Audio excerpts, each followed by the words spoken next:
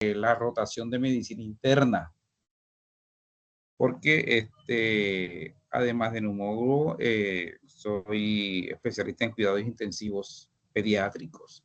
Comencemos. Vamos a comenzar la charla con asma. Cualquier cosa que necesiten preguntarme, pueden preguntar inmediatamente.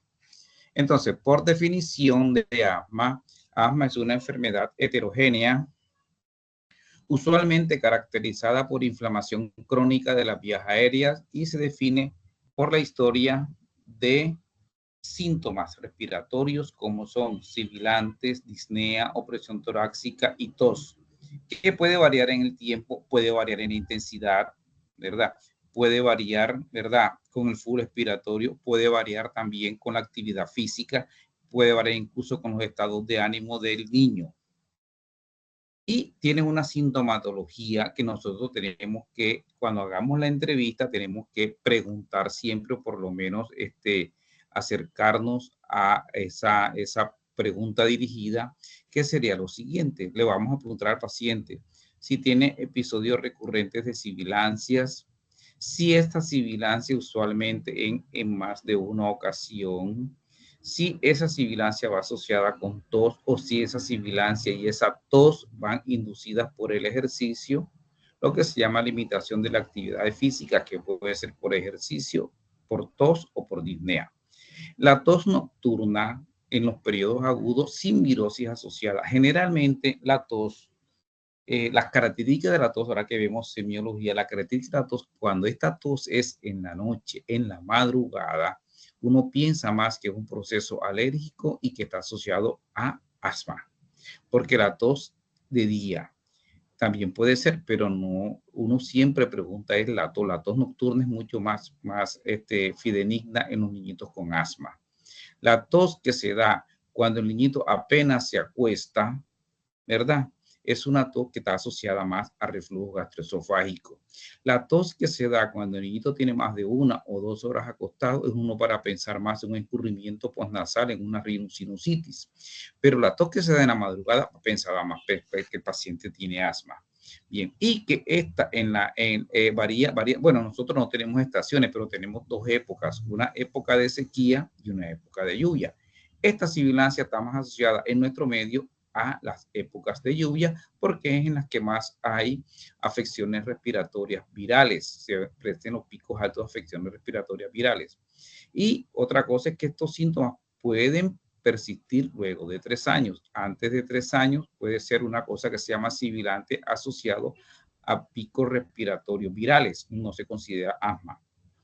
Entonces, estos síntomas pueden empezar o pueden, ¿verdad?, ser recurrentes en la presencia de que el niño tenga contacto con animales con pelo, con caspa también de los animales, sustancias químicas como los aerosoles, cambios de temperatura, no solo cambios de temperatura, sino cambios y variantes de la presión atmosférica, cosa que es muy difícil a veces de cuantificar en nuestro medio, ácaros en el polvo casero, medicaciones como la aspirina, los beta bloqueadores, asma inducida por el ejercicio, asma inducida por ciertas flores, pólenes o flores o olores fuertes, infecciones respiratorias virales, que sean fumadores pasivos, que sean fumadores activos, sobre todo en la moda ahora que hay del vapeo, estados emocionales que ya lo había mencionado. Y otra cosa muy importante es que hay que preguntarle que cuando el niño le da gripa, que la mamá generalmente consulta por gripas recurrentes, ¿verdad? En el transcurso de su año, generalmente los niños están haciendo unas 7 a 10 procesos gripales al año normalmente. Lo que no es normal es que esta gripa esté asociada con sibilante y que dure más de 10 días o de 2 semanas, 3 semanas algunas veces. Existe una tos residual en los niños que hacen bronquitis aguda y esta tos residual puede durar hasta 3 semanas, pero no asociado generalmente con sibilante, sino que es una tos productiva, ¿cierto? Y que estos síntomas, ¿verdad? Mejoran, ¿cierto? Con el uso de broncodilatadores de acción corta. Otra cosa que tenemos que tener en cuenta en cuanto al asma en la primera consulta es el índice predictivo. ¿Qué es el índice predictivo?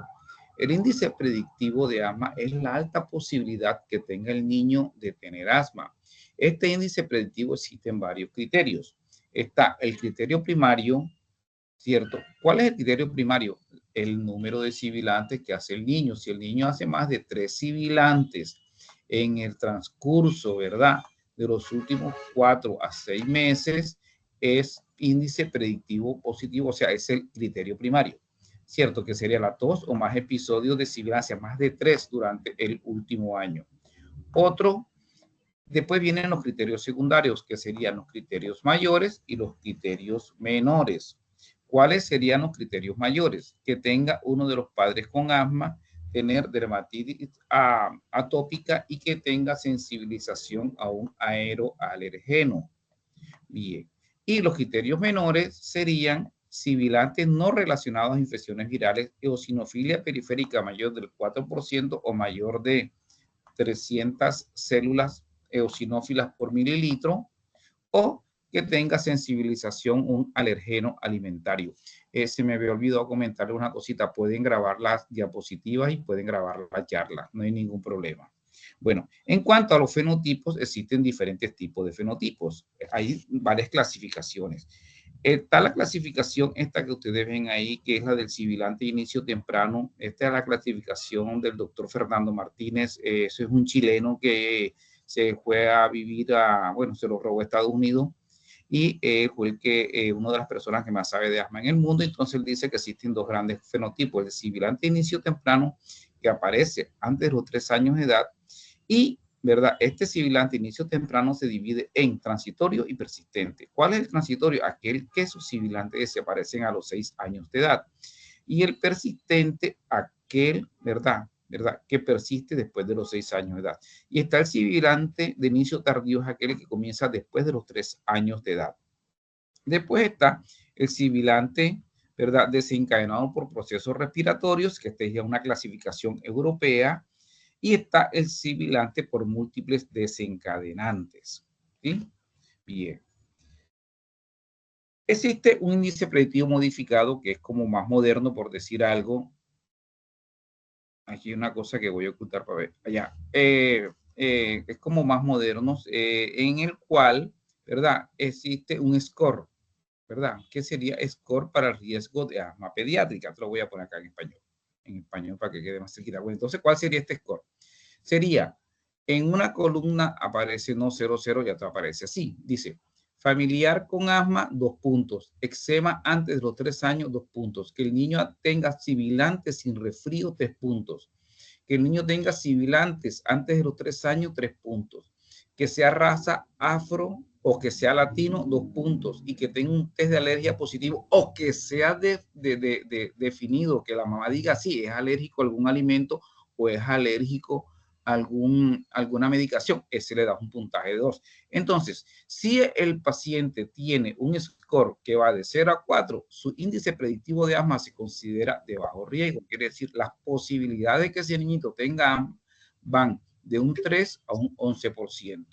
Si el score va entre 5 y 9%, ¿verdad? Entre 5 y 9, pero dos números, tiene un porcentaje que va de 15 a 40% y se considera riesgo moderado.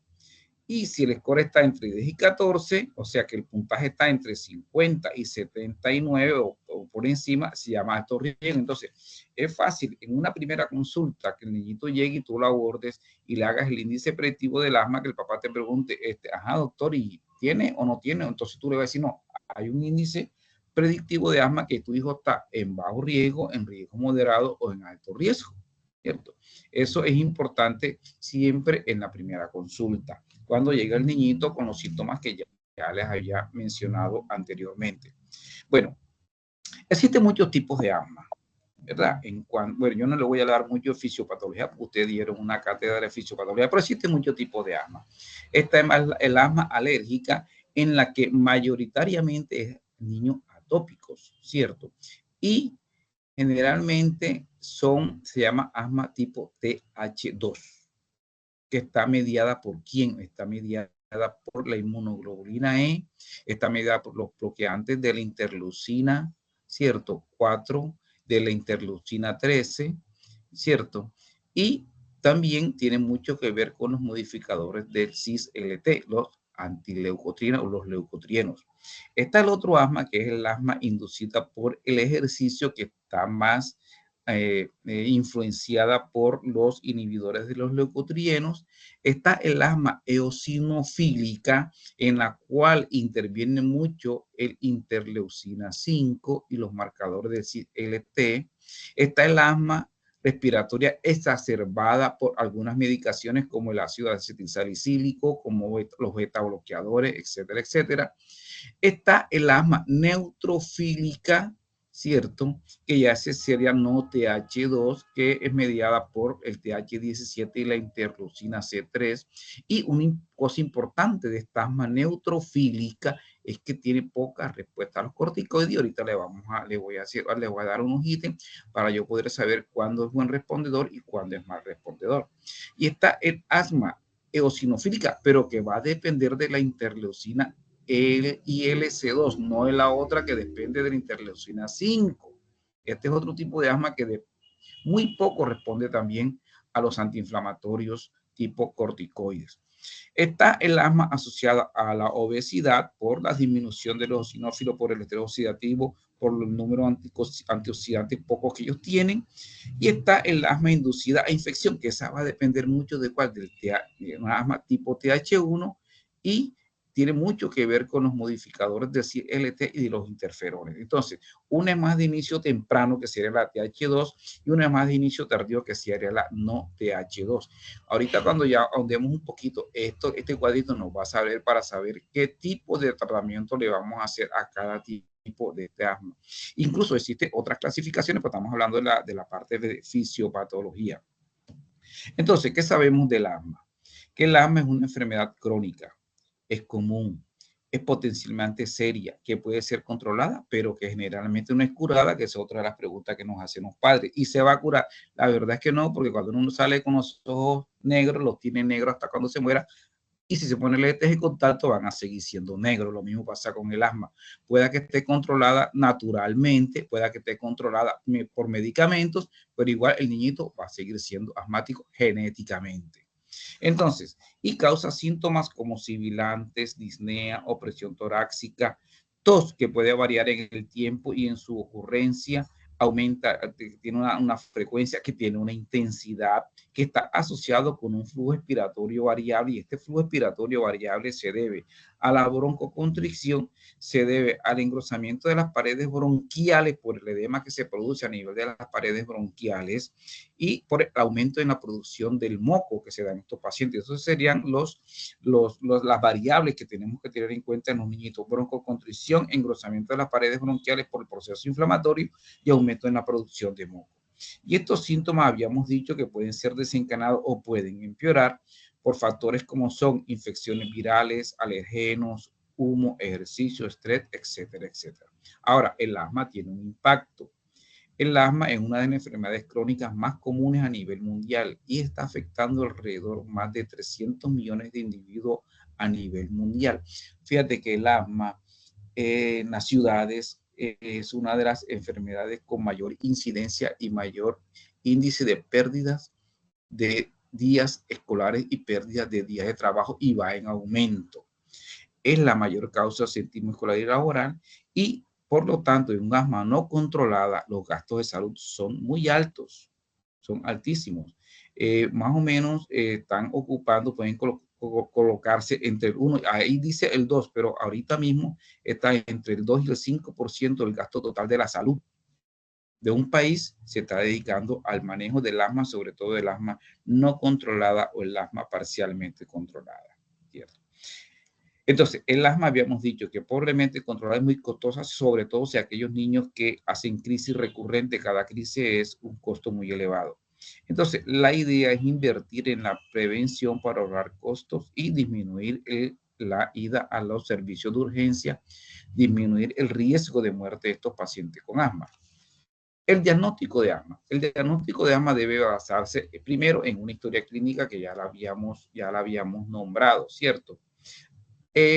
Primero, habíamos dicho que tenemos que tener en cuenta, además de la historia clínica, un buen examen físico, una entrevista dirigida y ver el índice predictivo positivo.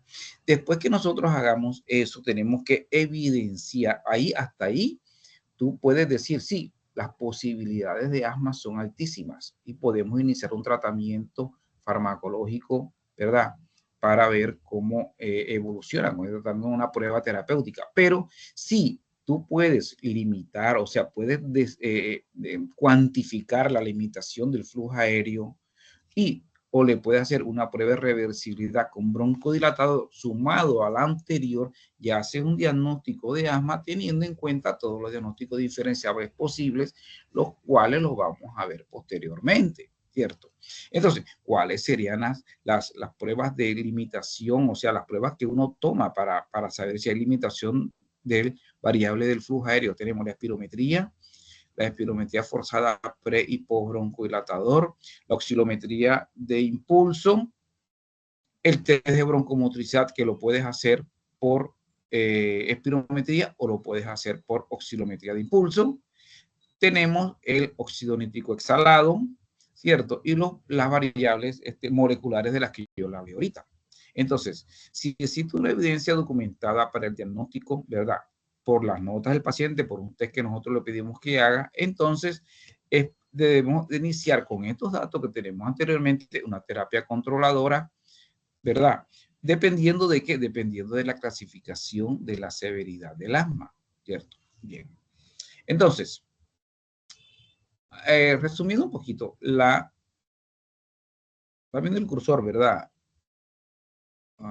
¿Cómo cambia el cursor este? Sí se ve, doctor.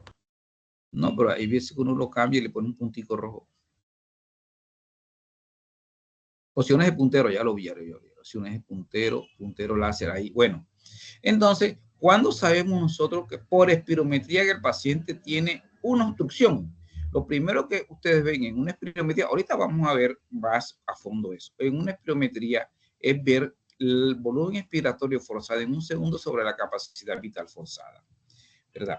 Si el volumen expiratorio forzado sobre la capacidad vital forzada está por debajo del límite inferior normal, ¿cierto? En niños por debajo de 80%, decimos que el niño tiene un componente obstructivo. Cuando nosotros definimos que el niño tiene un componente obstructivo porque esto lo tiene bajo, ¿cierto? Nos vamos enseguida a buscar en la espirometría a este número que es el B1.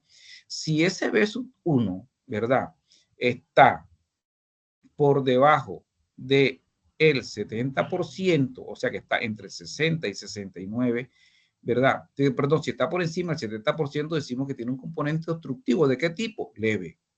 Si está entre 60 y 59%, es moderado. Y si está por debajo, ¿verdad? Del 59%, decimos que es un componente obstructivo severo. Ese es dependiendo de la espirometría. Ahora, ¿cómo nosotros demostramos?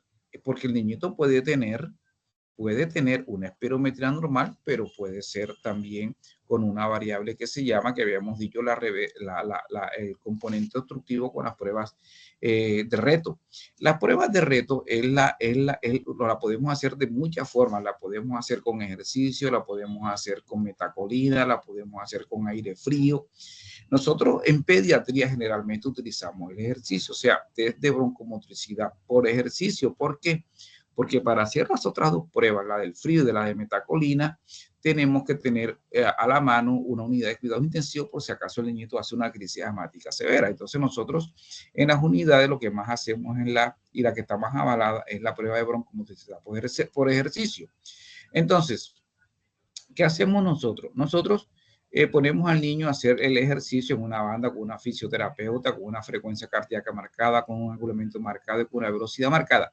Si ese niñito arranca con un basal y si después del ejercicio que le tomamos a los 5, a los 10, a los 15, a los 20, a los 30 minutos, baja por encima del 12%, decimos que hay caída del B1 al ejercicio y es diagnóstico de que el niñito tenga asma, teniendo en cuenta el examen físico y, ¿verdad?, la evolución de la enfermedad. Ahora, otra cosa puede ser al revés. El niñito, tú tienes el basal, el niñito le sale normal el B1 y le sale normal el FBC sobre FB1, FB1 sobre FBC, pero tú al niñito le haces una carga de broncodilatador. Si esa carga de broncodilatador mejora el 12% en niños, decimos también que el niño tiene una prueba positiva al broncodilatador. ¿Tienen alguna pregunta hasta ahí? No. Bueno, y existe una variable que es teniendo en cuenta una cosa que se llama pico flujo. Ese no se utiliza casi en pediatría, lo utilizan más los adultos, que midiendo el pico flujo expiratorio máximo en la mañana, en la tarde, sobre el valor más alto de los dos. Y si hay una variabilidad mayor del 20%, decimos que si demuestra que hay una obstrucción del flujo de aire. Esto generalmente lo hacen en la casa, en una hoja, lo hacen en la mañana, en la tarde, y durante más o menos una semana, y a la semana te llevan el resultado y ya tú sabes más o menos qué es lo que es. Entonces, el diagnóstico del asma tenemos que tener en cuenta los signos, los síntomas compatibles, que ya los habíamos hablado. Le hacemos una espirometría, si el paciente la puede hacer. Si el paciente no puede hacer espirometría, le podemos hacer una oscilometría de impulso, ¿cierto? Y si el paciente la espirometría es normal, le podemos hacer una prueba broncodilatadora. Le podemos medir el óxido nítrico exhalado si es posible y la oscilometría de la que habíamos hablado. Sí, con los síntomas y signos compatibles, ¿verdad? Con la espirometría basal, con el óxido nítrico exhalado elevado, ¿cierto? Por encima de 32 picopartes por billón, o en una oscilometría que muestra una resistencia alta en la vía aérea, tú haces el diagnóstico de asma. Si estas pruebas son negativas, tú puedes hacer una prueba terapéutica, sobre todo en los niñitos menores de 3 años, y si esa prueba terapéutica te muestra que el niñito mejoró clínicamente, también estás haciendo el diagnóstico de asma. Si la respuesta es parcial o no es una respuesta adecuada o es mala, entonces usted tiene que buscar todos los diagnósticos diferenciales posibles del asma. ¿Qué serían estos? Entonces, aquí tendríamos los diagnósticos diferenciales. Si el niñito puede tener una enfermedad de la vía aérea superior, ¿cierto? Entonces, en la espirometría nosotros vamos a ver ciertos cambios en la forma del estudio. En caso de un colapso dinámico de la vía aérea, usted le puede pedir, no sé, eso se llama una tomografía computarizada dinámica, quiere decir en tiempo real, se le hace la tomografía computada dinámica con reconstrucción de la vía aérea y tú te das cuenta si hay colapso de la vía aérea, sobre todo en los niñitos que tienen traqueomalacia, broncomalacia, etcétera, etcétera. O si el niñito tú sospechas que lo que tiene es una obstrucción fija, quiere decir porque el sibilante es fijo. Fíjate que el sibilante del asma es un sibilante que es móvil, quiere decir que se puede ocultar en ambos campos pulmonares o puede variar tanto de tono como en intensidad. Pero si tú al niñito lo oculta y encuentra que es un sibilante fijo, que es un sibilante fijo de tipo inspiratorio o de tipo expiratorio, pero es fijo, tú piensas más que el niñito tiene un cuerpo extraño en la vía aérea y tienes que hacerle que una fibrobroncoscopia, sobre todo en aquellos niñitos que tienen antecedentes de sofocación y tos. Quiere decir que la mamá llega y te dice, es que mi niño comenzó a presentar ese silbido en el pecho un día que estaba jugando y comenzó, hizo una crisis de tos, nosotros le dimos golpes en la espalda y se le pasó. Entonces, el sibilante es fijo en la vía aérea, ya sea inspiratorio o expiratorio o ambos, tú piensas que este niñito lo que tiene una obstrucción que puede ser extratoráxica o puede ser intratoráxica, para eso le haces la fibrobroncoscopía. Puedes encontrar también una obstrucción laringe inducible, para eso tú tienes que hacerle una laringoscopía, ¿verdad? O una videolaringoscopía. Si el niñito tiene una enfermedad pulmonar obstructiva crónica, como en los casos de enfisema, como en los casos de displasia broncopulmonar, como en, ¿verdad? En los casos de déficit de alfa-1 antitripsina. Entonces, para eso está la tomografía computada de tórax, la plethysmografía y la difusión del monóxido de carbono. Nosotros en estos pacientes vamos a encontrar en la difusión de monóxido de carbono niveles muy altos. Los niñitos que tuvieron bronquiolitis, que evolucionaron a bronquiolitis obliterante, le sospechamos de esto, le pedimos una tomografía computada de tórax, tanto en inspiración como expiración, que vamos a ver en una bronquiolitis obliterante en la tomografía computada. Vamos a ver una cosa que se llama imagen en mosaico. Y esa imagen en mosaico, o sea, parches blancos, parches negros a nivel del tórax, nos hace pensar que esta bronquiolitis evolucionó a la bronquiolitis obstructiva y que ese niñito va a ser un sibilante crónico que no va a mejorar ni siquiera con el salbutamol y mucho menos con los corticoides porque es un daño fijo de la vía aérea. En disneas funcionales como el síndrome de hiperventilación, nosotros lo que hacemos es que le mandamos al psicólogo a que le haga un test, este nombre extraño que está ahí, la evaluación psicológica, ellos le hacen el test y dicen, no, este es un sibilante de componente emocional. Los casos de insuficiencia cardíaca, para eso está la radiografía de tórax, el ecocardiograma. En la radiografía de tórax nosotros que vamos a ver, siempre vamos a ver si hay alteraciones anatómicas, por ejemplo, un paciente con cardiomegalia, con un índice cardiotorácico mayor de 0,5, pensamos que el niño que tiene una insuficiencia cardíaca, sobre todo si en la radiografía de tórax vas a ver las líneas B, C y D de Kerley presente. Ahorita cuando vayamos a ver la clase de radiografía de tórax en pediatría, yo se la voy a mostrar. Niñitos que tengan bronquiectasias, niñitos que tengan antecedentes de fibrosis quística, que es una enfermedad hereditaria, ¿cierto?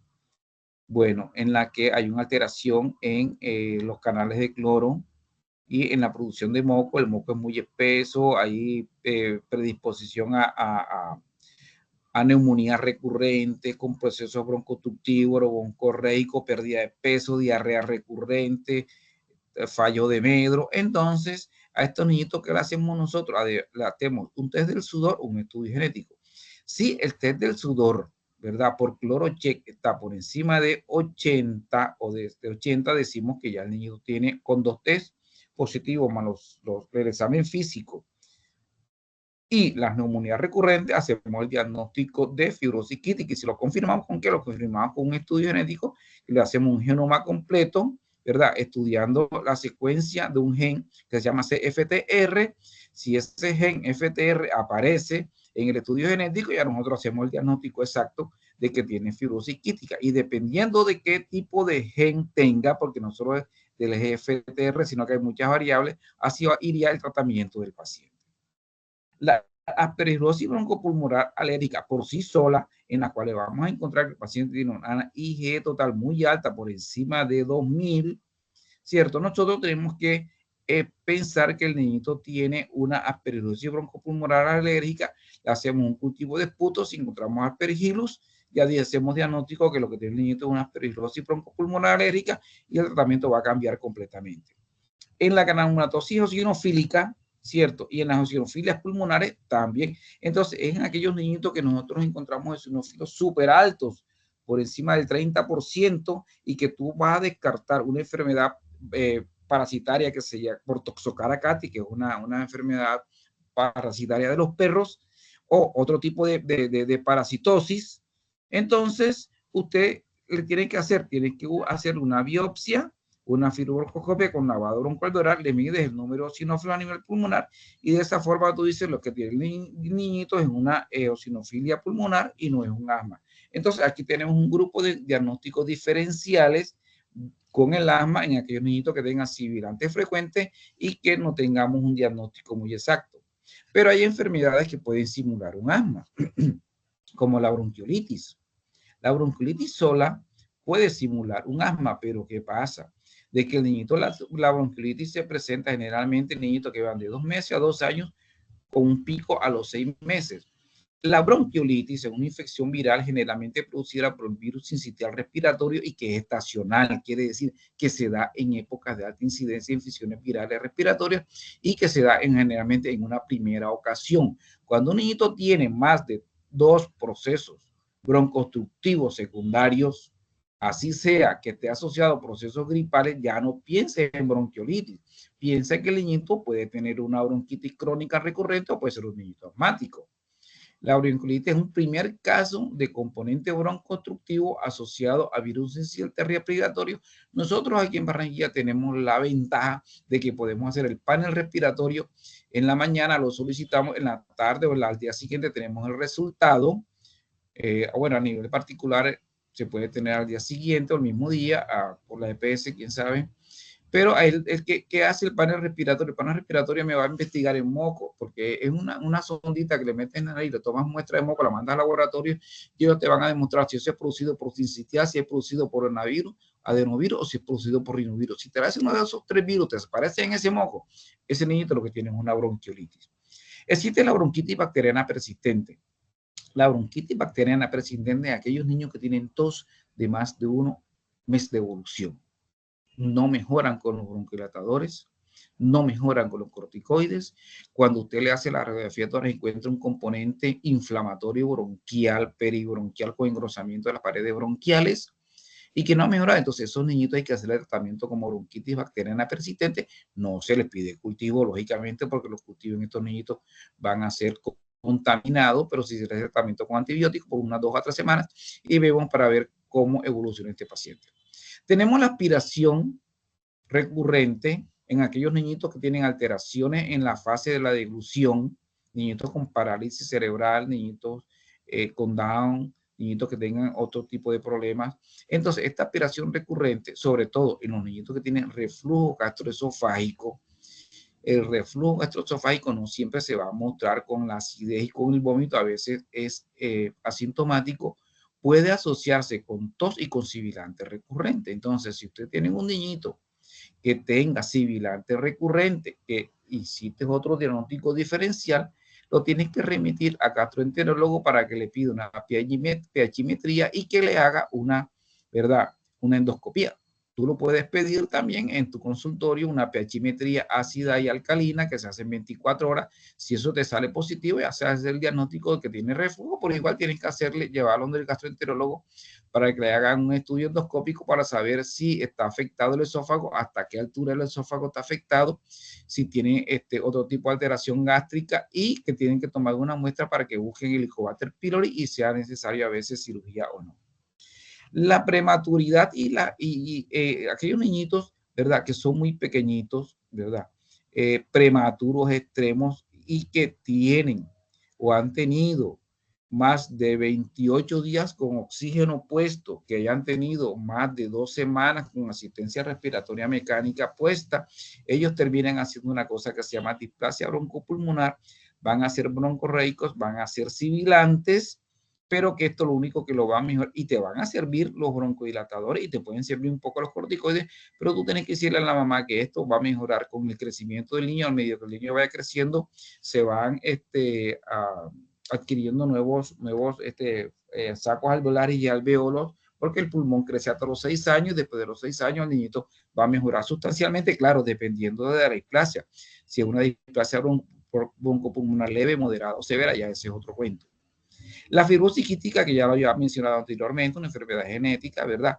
En el cromosoma 6, en la cual hay una alteración de una proteína, ¿cierto? Y esta proteína hace de que el moco sea muy espeso y hay que hacer diagnóstico diferencial. Habíamos hablado de los cuerpos extraños en la vía aérea, había las deficiencias congénitas, estas inmunodeficiencias congénitas, sobre todo la déficit de IgG4, están asociadas a neumonías recurrentes o a sibilantes recurrentes por procesos inflamatorios crónicos. Y tenemos la discinesia ciliar primaria. La discinesia ciliar primaria, aquellos niñitos que también, lo que pasa es que la discinesia ciliar primaria va asociada a dextrocardia, o sea, a situs inverso. Va asociada a dextrocardia, a sinusitis crónica y a pólipos nasales. Si tienes un niñito con dextrocardia, sinusitis, pólipos nasales, tienes que hacerle el panel genético y tienes que hacerle la biopsia del pelo de la nariz y ver si el niñito tiene o no tiene discinesia ciliar primaria. Tenemos las obstrucciones de la vía aérea que pueden ser centrales, ¿verdad? Que puede ser extratorácica o intratorácica por tumores o por hipertrofia de los ganglios paratraqueales, como se ve en los casos de las triple T, ¿verdad? Que serían los timomas, teratoma, linfoma, tuberculosis. Exacto, esa hipertrofia, esos ganglios mediastinales comprimen la vía aérea central y hacen que el niño tenga una sibilante recurrente, una sibilante fija generalmente y que no mejora con los inhaladores. Otros tipos de niños que pueden tener diagnóstico diferencial serían las formaciones congénitas. La formación congénita más frecuente que produce niños con sibilantes recurrentes son los anillos vasculares. La traqueobroncomalacia, los tumores mediastínicos que ya lo habíamos hablado, la cardiopatía congénita que ya la habíamos mencionado, las enfermedades pulmonares intersticiales, muy poco frecuente en pediatría, se da más en adultos, en pediatría está más asociada a niñitos que tengan lupus eritematoso sistémico, que tengan artritis reumatoidea juvenil activa, y está asociado a esto, ¿cierto? Entonces serán las enfermedades de tejido conectivo. Y existe una que es la disfunción de cuerdas vocales. La difusión de cuerdas vocales es alteración en la movilidad de las cuerdas vocales y hace que el niño tenga una tos recurrente, pero ¿cuál es el signo patognomónico de ese niñito? Una tos difónica. Un niñito con una tos difónica que sea recurrente, usted enseguida tiene que mandar al otorrino para que le mire las cuerdas vocales y diga si hay parálisis de cuerdas vocales, paresia de cuerdas vocales, si hay un pólipos en las cuerdas vocales o si hay una laringomalacia o una traqueomalacia. Por la disfunción de las cuerdas vocales también hay que tener en cuenta en el diagnóstico diferencial. Como se dieron cuenta, son muchas las enfermedades que pueden simular asma. Por lo tanto, hay que tener en cuenta cuando hagamos una buena historia clínica, un buen examen físico y una buena evolución. Entonces, ¿cómo evaluaríamos el asma? ¿Cierto? Entonces, ¿qué sabemos nosotros hasta ahora? ¿Qué sabemos del asma? Primero, que puede ser tratada en forma efectiva. Segundo, que cuando está bien controlada, los pacientes no tienen síntomas ni en el día ni en la noche, no necesitan medicación de rescate, tienen una vida productiva activa, llegan a tener una función pulmonar normal y no tienen exacerbaciones pulmonares de asma. Entonces, cuando el papá te pregunta, ajá, ¿y cuál es el objetivo del tratamiento? Si nunca se le va a quitar porque generalmente en el 50% de los casos tiene un componente hereditario. Entonces usted le va a decir no. ¿Por qué? Porque va a mejorar la calidad de vida, no se va a estar apretando, puede hacer ejercicio, no va a tener necesidad de medicación de rescate, su función pulmonar va a ser normal, no va a tener crisis de asma, y que existen muchas personas famosas en el mundo que son asmáticos, como tu amiga Pajón, la colombiana, o como muchos deportistas y futbolistas a nivel mundial que son asmáticos porque son deportistas de alto rendimiento, ¿cierto? Entonces, ¿qué vamos a evaluar en el asma? Vamos a evaluar primero el control de los síntomas. Inicialmente, uno cuando el paciente viene a consulta y le hace todo este abordaje, le tienes que pedir todos los exámenes de los que habíamos. Exámenes le tendrías que pedir, como quien dice, básico. En un niñito que te llegue con estos síntomas, tienes que pedirle.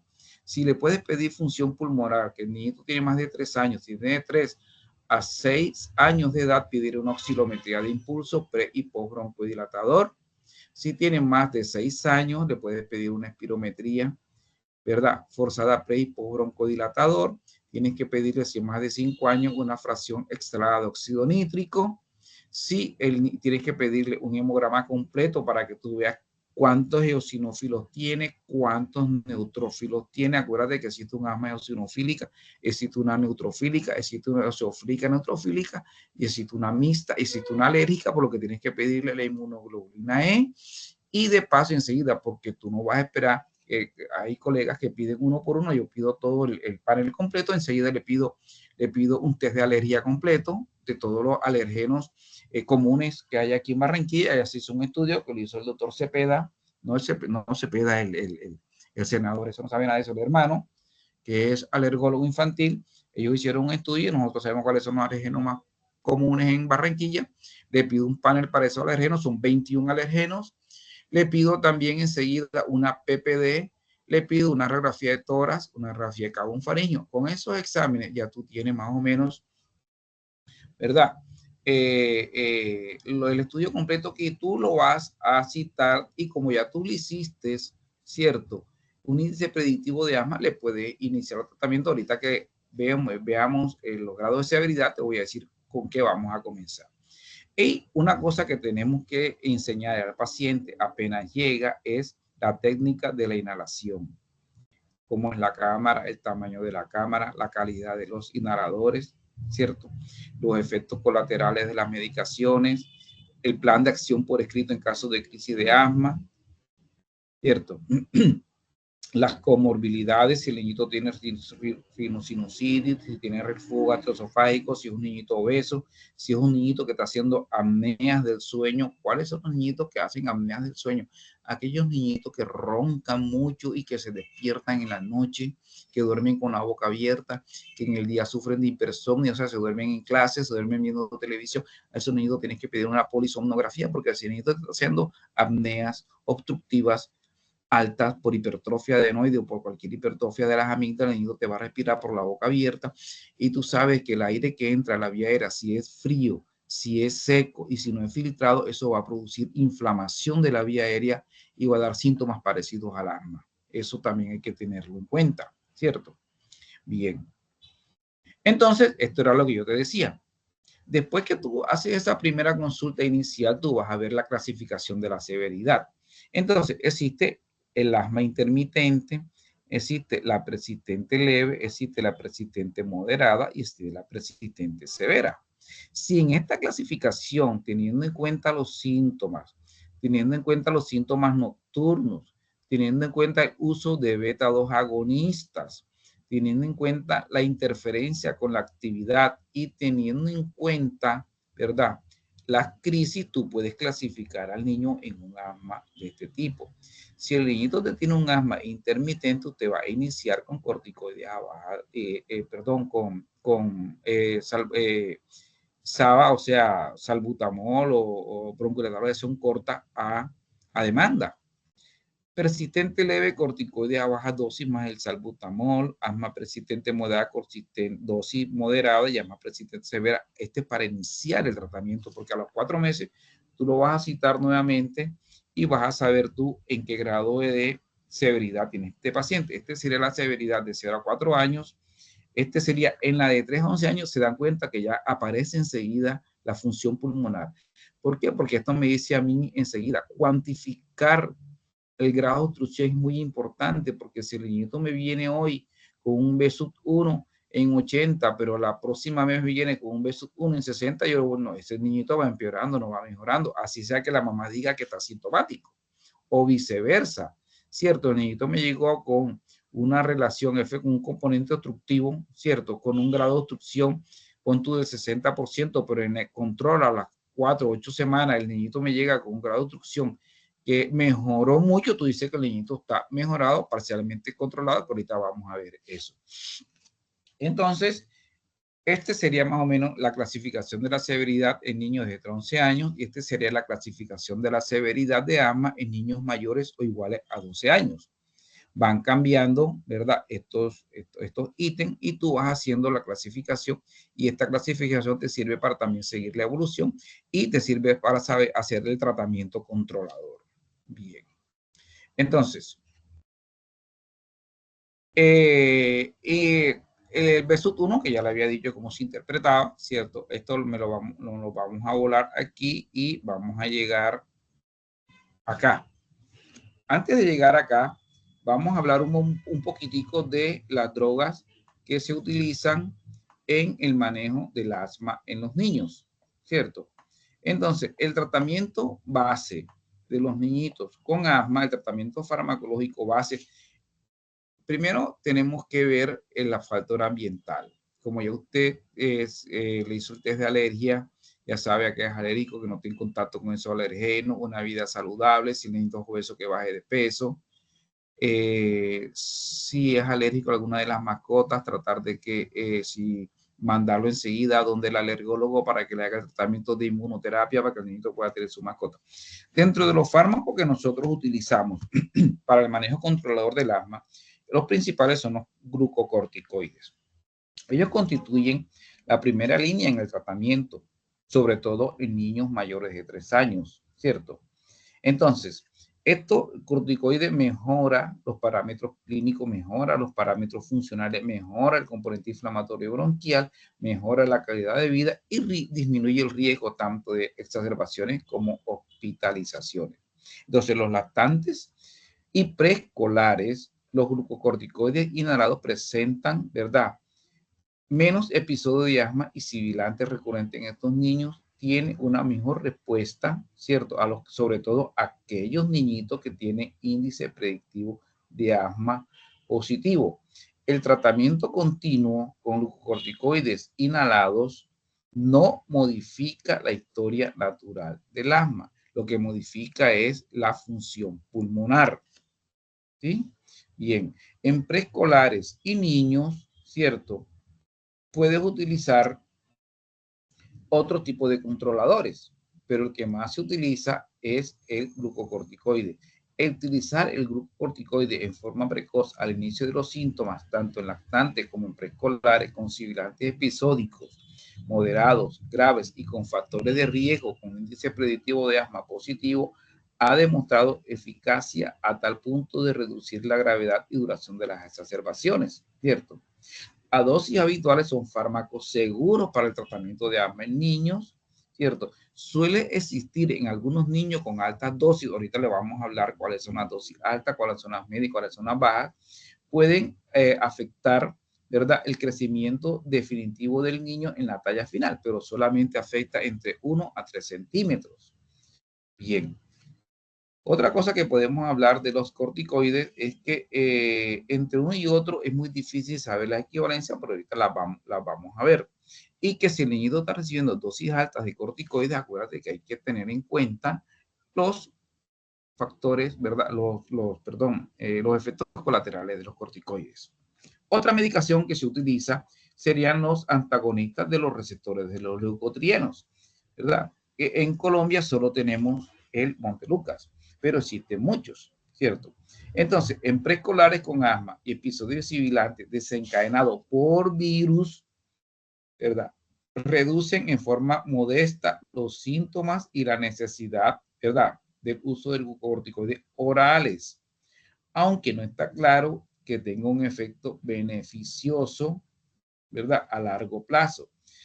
No existe, ¿verdad? Si no existe control de los síntomas con glucocorticoides inhalados, ¿verdad?, se puede asociar a un antileucotrieno. El antileucotrieno, el Montelukast, es un controlador pobre comparado con el glucocorticoide inhalado. Entonces, si nosotros tenemos un niñito que tiene un asma inducida por procesos virales, que tiene un asma eosinofílica, ¿te acuerdas que había dicho que sí? Hay un tipo de asma eosinofílica que tiene que ver con los leucotrienos, en este caso sirve, ¿viste? Entonces se dan cuenta de que no a todos los niñitos hay que ponerle Montelukast, hay que definir qué tipo de asma tiene. Entonces, en los niños de 6 años, con asma persistente no controlada, con dosis bajas de corticoides, ¿qué se puede hacer? Doblar la dosis o añadirle un antileucotrieno. Existe otra medicación que se puede utilizar en asma, ¿verdad?, que son los muscarínicos, antagonistas de los muscarínicos, que nosotros utilizamos en pediatría, sobre todo en niños mayores de 12 años, es el tiotropio. Es un antagonista muscarínico de larga acción que se puede emplear en niños a partir de los 6 años de edad. ¿En cuál tipo de asma? En asma severa no controlada, que hayan recibido dosis altas de glucocorticoides, que hayan recibido antileucotrienos y que a pesar de eso persista con un asma, ¿verdad?, parcialmente controlada o no controlada, le podemos agregar este tipo de medicación, este antagonista muscarínico, ¿cierto? La dosis es de 5 microgramos una vez al día, hasta cuando el niñito vuelva a controlar y lo volvamos a desescalonar. Existen los biológicos. Los biológicos son fármacos indicados en asma grave no controlada que están dirigidos a tratar la inflamación subyacente mediante el bloqueo de muchos de los mediadores, de los leucotrienos, de los LT. Disculpe, doctor. Cuénteme. Una pregunta, ¿ha cambiado de diapositiva? Es que estamos viendo la que dice evaluación GINA del No, control de síntomas. porque apenas le estoy hablando de las medicaciones y después vamos a hablar de esta diapositiva, ¿viste? Ok, doc, muchas gracias. Bueno. Entonces, los biológicos son fármacos indicados en el asma grave no controlada que están dirigidas a tratar la inflamación mediante el bloqueo de los mediadores, como yo he dicho, ¿cierto? Nosotros, ¿cuáles tenemos en Colombia? Tenemos el omalizumab, el dipirumab, pero en pediatría solo hasta ahora está autorizado en Colombia el omalizumab. En otros países, sobre todo los países europeos, están autorizados en pediatría, muchos más como el Veralizumab, por ejemplo, que es muy efectivo. Esta también la inmunoterapia, pero ya eso es manejo del alergólogo, ¿cierto?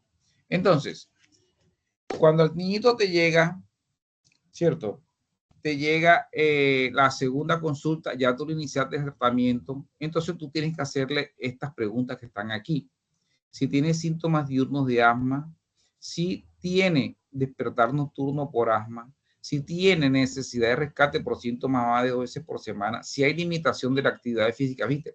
Con estas 4 preguntas, si el niñito te contesta, la mamá o el niño te contestan que no, quiere decir que está bien controlado. Y si está bien controlado, lo que tú tienes que hacer es bajarle un escalón en el tratamiento.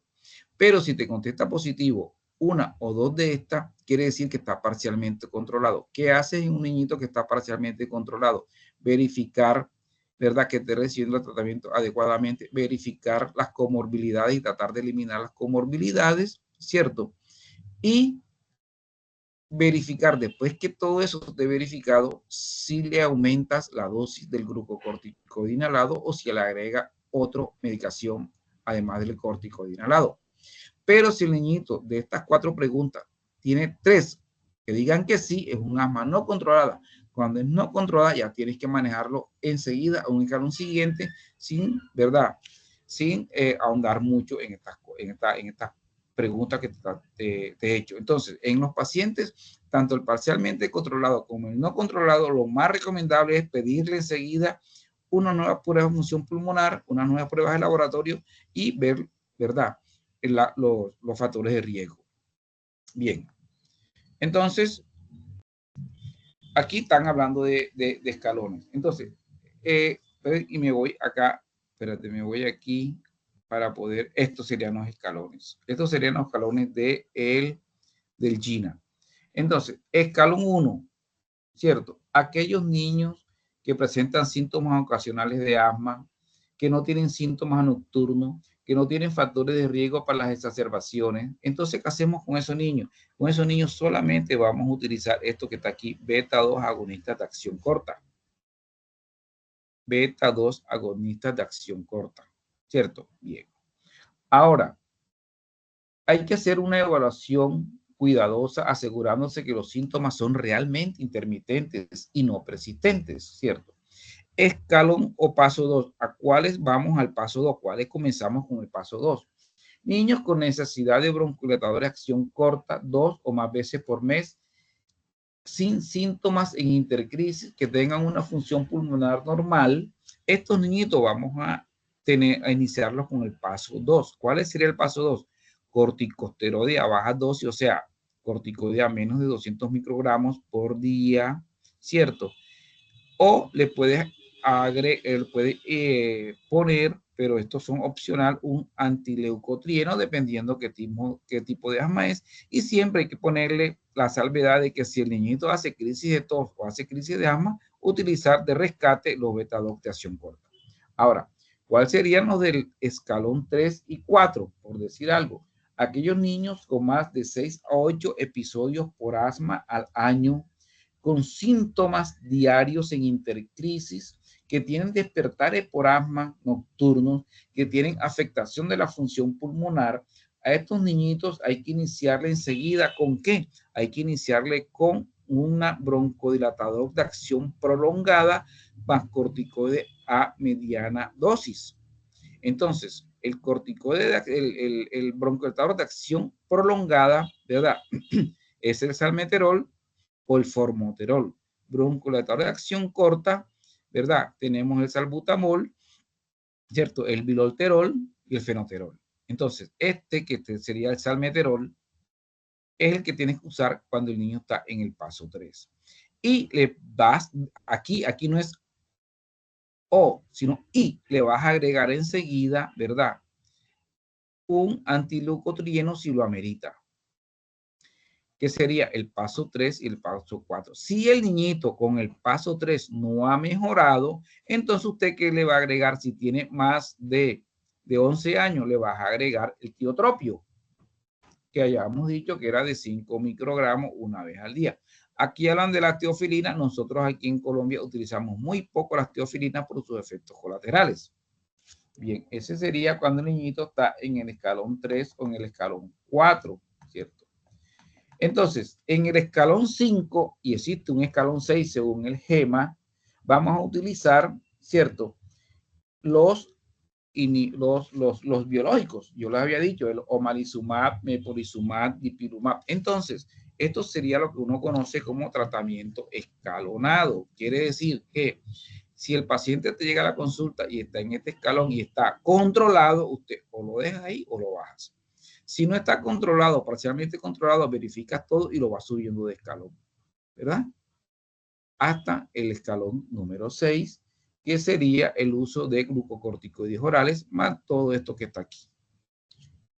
¿Tienen alguna pregunta hasta ahí?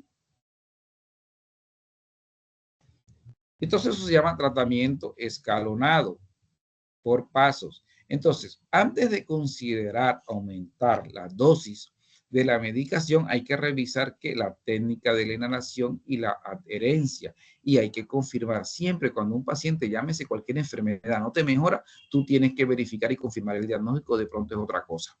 De pronto el niñito te llegó, cierto, como me mandaron un niñito cuando yo trabajaba, ya yo dejé de trabajar en cuidados intensivos porque tengo muchas comorbilidades y me prohibieron cuidados intensivos, pero me llegó un niñito remitido con un asma muy severa, no mejoraba con los inhaladores, le hicieron varios esquemas, hasta le pusieron teofilina y le pusieron otras medicaciones ahí. Cuando llega el niñito a la consulta y yo lo voy a ver y lo reviso bien, el niñito lo que tenía era una insuficiencia cardíaca. El niñito, le hicimos en ese momento, conté con la suerte que estaba el cardiólogo infantil, le hicieron una ecocardiografía, lo que tiene un ventrículo único. Entonces, a veces hay que hacerle y reconfirmar el diagnóstico, pero no poder saber si en verdad está tratando o no, por qué no mejora. Entonces, las opciones preferidas serían las combinaciones de corticoides inhalados con broncoaspiración prolongada en el paso 3, ¿cierto? Puede ser a demanda o en combinación. Habíamos dicho de que el formoterol es el que más se usa, ¿cierto? Entonces, agregar el broncoletal de acción prolongada y verificar cómo está el B1 o tener al niñito un pico flujo. Bueno, ahora vámonos acá, que era otra cosa que yo le quería, el asma no controlada. Asma no controlada. Entonces, confirmar el diagnóstico, comprobar la técnica de la inhalación, revisar y los factores agravantes y desencadenantes, comprobar que las comorbilidades estén tratadas, incluir al paciente en un programa de educación asma, proceder al seguimiento estrecho en las unidades de asma. Y entonces tú ahí tienes que ver si el niñito es un TH2 o no es un TH2, ¿cierto? Entonces, tienes que pedir IgE total, pruebas de alergia, eosinófilos en sangre, medir el óxido nítrico salado y hacer un esputo inducido para ver la cantidad de eosinófilos. Si el niñito tiene más de 300 eosinófilos, ¿cierto? En la célula, en el hemograma o en el esputo inducido, más del 3%. Si es un niñito que tiene alergia y que tiene una sensibilización, que su inmunoglobulina es mayor de 30, pero que no ha mejorado con el paso 6, 5 de tratamiento, entonces iniciamos al paso 6. ¿Con qué medicación? Esta que está aquí se llama omalizumab. ¿Ves? Bien. Pero si el niñito tiene, ¿verdad? Esto mismo, pero su inmunoglobulina es normal, ¿cierto? Si no es alérgico, entonces no le pongas omalizumab. Tienes que ponerle mepolizumab o dipilumab. Si el niñito tiene menos de 300 eosinófilos o menos del 3% y es un alérgico, puedes utilizar el omalizumab, lo mismo que este. Pero tiene que tener ¿cuánto? Menos de 300 células. Si el niñito tiene más de 150 eosinófilos, lo recomendable es el dipilumab. Pero si el niñito es un asma no TH2, o sea que es un asma no alérgica, no eosinofílica, sino que tiende más a ser neutrofílica, entonces usted tiene que utilizar un antiinflamatorio tipo acitromicina, pero tienes que continuar con los glucocorticoides inhalados para mejorar la parte inflamatoria. Estos serían los equivalentes: dosis baja beclometasona, budesonide, fluticasona, mometasona y triancinolona. Estas serían dosis baja, dosis media, dosis alta. Bien. Entonces, el asma severa, ya hemos dicho que tenemos que optimizar las dosis, tenemos que considerar el monitoreo para ver los efectos colaterales, agregarle tiotropio, agregarle teofilina, antileucotrieno, tiene beneficio limitado, ya hemos dicho de eso ya, ¿cierto? Y el tratamiento debe ser guiado por quién, por el fenotipo, si es un asma alérgica severa o omalizumab, si es un asma eosinofílica, mepolizumab, ¿verdad? Si es un tratamiento guiado por esputo, vamos a considerar antileucotrieno si es alérgico a la aspirina. Bueno, ahora, ¿están cansados? Vamos a lo de la crisis de asma. Esto sería más o menos lo de en qué caso se utiliza cada uno de los biológicos. Lo de la crisis de asma, eso generalmente lo ven ustedes en urgencias, pero vamos a hacer un pequeño resumen. Una crisis, un paciente de verdad que tiene una exacerbación asmática, se evalúa al paciente, verificar que es asma, verificar los factores de riesgo. Si es un asma leve, ¿cierto? Se debe iniciar, ¿verdad? Y satura bien, satura por encima del 93%, que tiene una frecuencia cardíaca entre 100 y 120, ¿verdad? Inicia tratamiento con salbutamol, 4 a 10 inhalaciones mediante una máscara, ¿cierto? Una aerocámara, cada 20 minutos durante una hora. Le debes iniciar enseguida prednisolona de 1 a 2 miligramos por kilo, ¿verdad? Le pones oxígeno si la saturación está por debajo del 93%. Si el paciente mejora, ¿verdad? Después de más o menos 4 horas de estar en el servicio de urgencia, lo mandas para la casa con un corticoide por vía oral, prednisona o metilprednisona de 1 a 2 miligramos por kilo por día por 5 días, que continúe con su tratamiento de base y que consulte a su neumólogo o a su pediatra. Pero si el niñito tiene un asma grave o el niñito empeora, ¿verdad? A pesar de este tratamiento, ¿cierto? Usted debe puede hacerle una infusión con salbutamol, puede continuar con cada 1 hora, ¿cierto? Agregarle, ahí le agregas bromuro de hipratropio, porque me he dado cuenta que a todos los niños les enchufan hipratropio hasta de salida. El hipratropio solo se utiliza como en una droga que se suma al salbutamol y que se debe utilizar en el momento que el niño está en la crisis. El niño no mejora pasada 2 horas con bromuro y hipratropio, no es necesario seguírselo haciendo, pero debes agregarle bromuro y hipratropio y debes colocarle corticoides sistémicos. Si el niñito empeora o tiene un asma potencialmente mortal, no lo traten en urgencia, sino que lo remiten directamente a una unidad de cuidados intensivos, sobre todo en aquellos niñitos que están desaturados. No inventen en urgencia, porque estos niñitos, cuando hacen una insuficiencia respiratoria clínica, que es aquella que tiene tirajes universales, quiere decir que tiene tirajes subcostales, intercostales, supraesternales, supraclaviculares, o sea, de ahí a un paro respiratorio hay 10 minutos. Entonces ahí sí no puedes inventar. Tienen que enseguida mandarlo a la unidad de cuidados intensivos. Este sería el algoritmo. Disculpen que está en inglés, pero no me dio, no me dio para hacer la traducción, ¿verdad? Y esto, una cosa que tenemos que ver, que sería el tratamiento del asma, debería ser así, el control del asma, ¿ves? Tenemos que tener en cuenta los marcadores, el óxido nítrico estalado, los eosinófilos, todo esto tenemos que controlarlo. Aquí está, pruebas de función pulmonar, óxido nítrico estalado, oxidometría de impulso, niveles eosinófilos, etcétera, etcétera. Bueno, entonces, esto es para recordarles que estamos en precarnaval. Yo vivo acá en la 45B con carrera 14, aquí a una cuadra. El viernes va a haber la izada de la bandera de la comparsa de nosotros, no me acuerdo ni cómo se llama, la Candelosa parece que. Bueno, ahora nos vamos para tuberculosis. ¿Quedó alguna pregunta? Si tienen alguna pregunta y se les escapa ahora que en la noche se pongan a estudiar asma, yo les recomiendo que se lean el GINA 2024 y el GEMA 5.3. Eso lo puede bajar de internet, es gratis. Léenselo completo. ¿Puede repetir el nombre, doctor? Gina 2024. Gina 20, te voy a mostrar Gina. Yo lo puse ahí en el comienzo. Gina. Gina, G-I, Gina 2024 o el GEMA 5.3. Estúdienselo y cualquier cosa, cualquier duda que tengan, me pueden escribir al correo institucional, Sara Marco, Sara, como es que,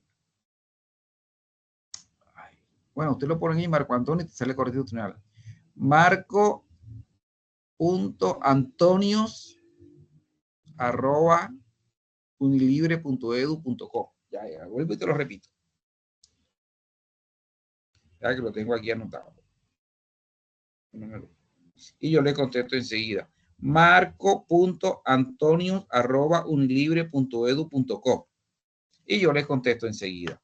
Ahora voy a abrir la de tuberculosis. Déjame tomar un poquito de agua.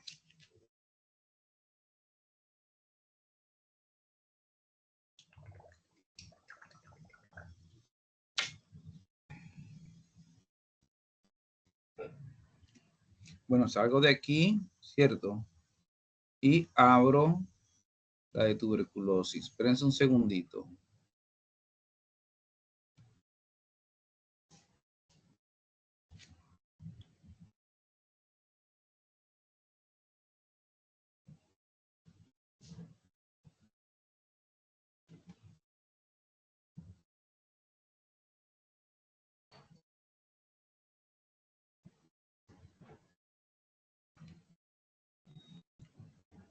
Ahí la están viendo.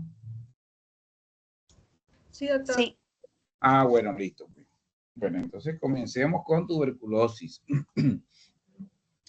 Entonces, la tuberculosis, tú sabes que es una enfermedad muy vieja. Muy vieja. Incluso, hay muchas personas importantes en la historia que murieron por tuberculosis. Ese primero que ve, ay, otra vez se le fue a mí me gusta el puntero rojito aquí. Este joven que ven aquí, bueno, este joven no, este señor que ven aquí es el padre de la neumología, es un francés, apellido Laennec. Incluso hay un hospital en Francia que tiene el nombre de él, un hospital de neumología, y él murió de tuberculosis. Este joven que ven aquí, que tiene las orejas grandes, se llama Franz Kafka, un escritor muy famoso, escribió un libro que se llama La Metamorfosis, también murió de asma. Y este señor que está aquí, ¿ustedes saben quién es?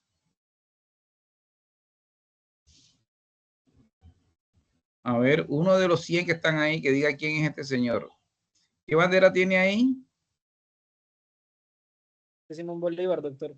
Ese es Simón Bolívar, también murió de tuberculosis allá en Santa Marta, en la quinta de San Pedro Alejandrino.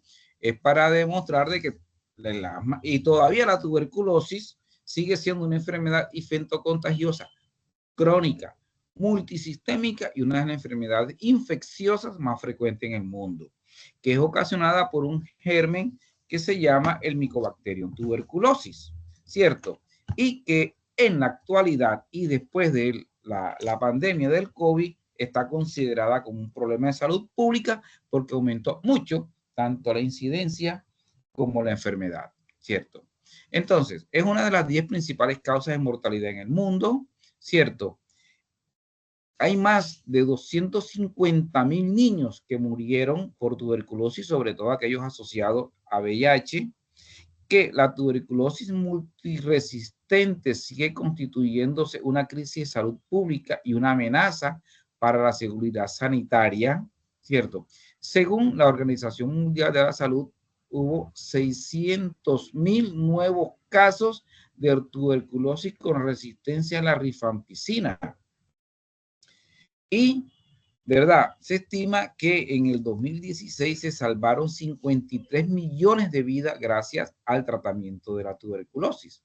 Este sería, que llama la atención, este sería el mapa de la tuberculosis en Colombia. Si se dan cuenta, las ciudades, ¿verdad?, que están aquí, las ciudades que están en las fronteras son las que tienen mayor incidencia de tuberculosis. Porque Barranquilla aparece aquí en este honroso, ¿verdad? Cuarto lugar. ¿Por qué? Porque nosotros tenemos un cinturón de miseria, uno de los más grandes del país, porque nosotros absorbimos mucha población que vino de Venezuela, y resulta y pasa de que en Venezuela la prevención y promoción de las campañas para el control de la tuberculosis no es muy buena. De hecho, la mayoría que vienen sin vacuna. Entonces, fisiopatológicamente, ¿verdad? Existen varios aspectos básicos en cuanto a la tuberculosis. Primero, que el huésped tiene muchas armas, pero el bacilo también tiene armas para atacar y producir la enfermedad. ¿Cuáles serían las armas del huésped para defenderse de la infección? Los macrófagos. ¿Pero cuáles macrófagos? Los macrófagos activos. Y la capacidad para detener el crecimiento del bacilo dentro del macrófago, dentro del cual macrófago activo. O sea, que si el huésped tiene mucho macrófago y estos macrófagos están activos, tiene muy buena respuesta cuando el paciente ingiere, ¿verdad?, un Mycobacterium suficientemente virulento para desencadenar un proceso infeccioso. Pero el bacilo también tiene armas. ¿Qué sería? La posibilidad de multiplicarse de manera logarítmica dentro de un macrófago inactivo. O sea, en el macrófago inactivo ellos se multiplican de manera logarítmica. Existe varios, bacteriológicamente hablando, la multiplicación puede darse de manera aritmética, geométrica o logarítmica. ¿Cómo es de manera aritmética? Tienes un bacilo hoy, después tienes 2 bacilos, después tienes 3 bacilos, después tienes 4 bacilos. ¿Cuál es la forma geométrica? Tienes 2 bacilos, después tienes 4 bacilos, después tienes 16 bacilos, y así sucesivamente elevado a la potencia de 2. Pero ¿cuál es la manera logarítmica? Elevado a la potencia de 10. Hoy tienes un bacilo, ¿cierto? Mañana tienes 100, pasado tienes 1000, después tienes 100.000, después tienes 1.000.000. Ves que el crecimiento la multiplicación es logarítmica, no el crecimiento, la multiplicación, ¿cierto? Y que cuando hay material gaseoso líquido, se multiplica muy fácilmente. Pero ambos tienen puntos vulnerables, tanto el huésped como el bacilo. ¿Cuáles serían los puntos vulnerables del huésped? Los macrófagos inactivos. Entre más macrófagos inactivos tenga, más fácil que el niñito, ¿verdad?, se infecte de tuberculosis o que tenga material gaseoso licuado en el pulmón, o sea, un absceso pulmonar, ¿cierto? Los puntos vulnerables del bacilo serían la incapacidad para crecer dentro de un macrófago activo y la imposibilidad de multiplicarse en un medio gaseoso sólido, lo que ustedes conocen como complejo de Kohn. Entonces, la tuberculosis pulmonar pasa por varias etapas. Una etapa 1. Lo que ven negrito es un macrófago activo. Llegó el bacilo al macrófago activo y se acabó quien te quería. El macrófago deglutió y eliminó o neutralizó, como dicen los del ejército, al bacilo. Pero ¿qué pasa si quien digiere o quien, ¿verdad?, está en primer contacto con este bacilo no es un macrófago activo, sino un macrófago inactivo? Pasa una segunda etapa que dura de 7 a 21 días, en que el bacilo crece dentro del macrófago, ¿verdad? Y el macrófago no le hace casi nada, ¿cierto? Esta etapa se llama de simbiosis. Ambos conviven, pero aquí está aprovechando el bacilo para multiplicarse dentro del macrófago inactivo. Después, si no se limitó el proceso infeccioso, y pasa una tercera fase que se llama fase temprana de necrosis gaseosa, que dura de 2 a 3 semanas. Y esa fase temprana de necrosis gaseosa entran a jugar muchos factores, ¿cierto? Las células T citotóxicas o células o asesinas naturales o killer, que se encuentran implicadas en la apoptosis y en otros mecanismos. Quiere decir que mientras que esto está pasando, el cuerpo va migrando hacia ese sitio a estas células, ¿cierto? La anoxia que hace estas células, ellos hacen anoxia a nivel del sitio donde está el crecimiento, la multiplicación del bacilo provocando trombosis. Y esto, ¿verdad?, Y estos macrófagos activos producen factores de coagulación. ¿Cuáles serán los macrófagos activos? Estos que están aquí negritos, ¿cierto? Estos serían la inmunidad, los anticuerpos. Entonces, ¿ellos qué hacen? Ellos provocan trombosis cerca de donde está el proceso, haciendo de que no haya irrigación y que se elimine o se detenga el proceso de multiplicación. Pero estas células producen, ¿verdad?, toxinas, ¿cierto?, que serían como el factor de necrosis tumoral, enzimas hidrolíticas y sistema del complemento. Quiere decir que estas células que están aquí, que están activas, están hachando donde está creciendo el bacilo todas estas enzimas hidrolíticas y factor de necrosis tumoral, haciendo que acá se vaya formando un tejido de necrosis gaseosa. Este proceso. Mientras tanto, existen unos centinelas que son estos, ellos tanto están mandando información al sistema inmunológico como están mandando información hacia estas mismas células, ¿verdad?, para tratar de limitar el proceso. Entonces, estos anticuerpos, ¿cierto?, hacen que el organismo reconozca y haga que se produzcan más macrófagos activos y más células de defensa y células de complemento activos. Entonces, los productos tóxicos de los bacilos serían, ¿verdad?, un factor que se llama factor COR, o también llamado dimicolato de triolasa. En esta fase que está aquí, que es la simbiosis, este factor es como un engaña al sistema inmunológico, haciéndole creer que sí hacen parte del cuerpo para que no los ataque. Ahí va a actuar ¿quién? Va a actuar el sistema del complemento y todos los anticuerpos neutralizando este factor B. Entonces, la necrosis gaseosa se inicia a través de una reacción de hipersensibilidad de tipo tardío que desencadena contra las altas concentraciones locales del producto similar, o sea, actuar sobre donde está el bacilo.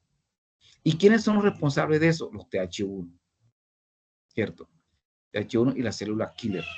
Cuando el proceso no se limita en esas 2 a 3 semanas, viene una fase que sería la etapa 4.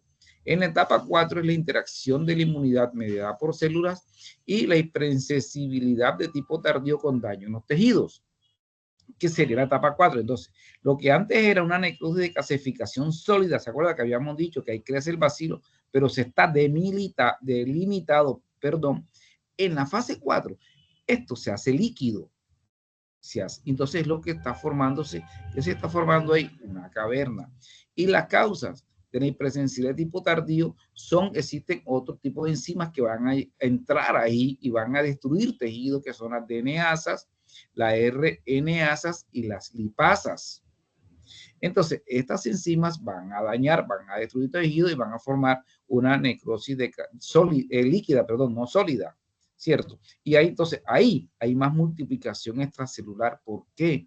Porque hasta allá no llegan los anticuerpos ni llegan los macrófagos activos.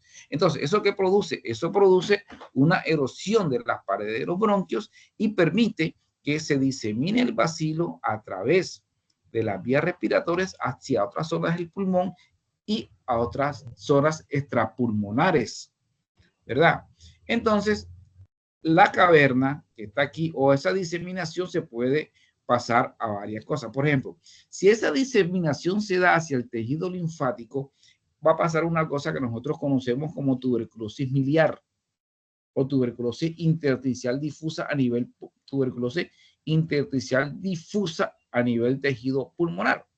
Si esta difusión se da hacia un vaso sanguíneo, van a haber las tuberculosis extrapulmonares o también llamadas metastásicas. Si esto rompe hacia un bronquio, van a presentarse las neumonías tuberculosas, ¿cierto? Entonces, va a depender que este tejido caverna hacia donde se rompa, así va a ser la complicación de la tuberculosis en caso de que no se delimite en ese sitio donde se comenzó el proceso infeccioso el complejo de Gón, sino que pasó un sistema que se llama sistema de Ranke y se diseminó por todo el organismo o difundió mucho a través del pulmón. Lo que está pasando con la guerrilla aquí en Colombia, igualito, no se controló en su momento y ahora lo tenemos sembrado por todos lados.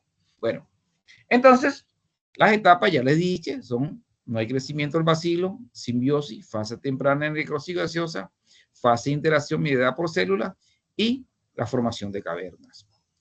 Eso depende mucho de varios factores. Depende de factores genéticos, como son que se ha demostrado que estos antígenos de histocompatibilidad, como el HLA-DW2, el BW15 que se encuentra en el cromosoma 2, están asociados a una mayor predisposición a tuberculosis.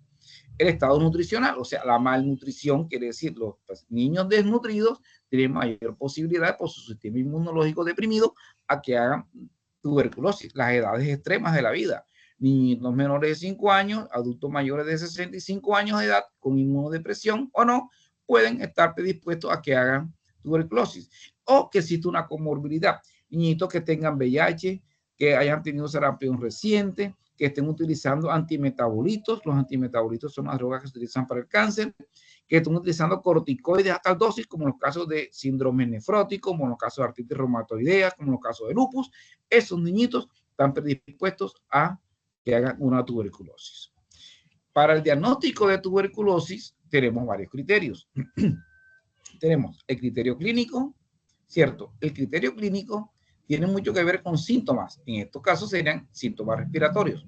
Se considera que tengan tos crónica. En un niño se considera tos crónica una tos de más de 3 semanas de evolución. En un adulto, más de 15 de evolución.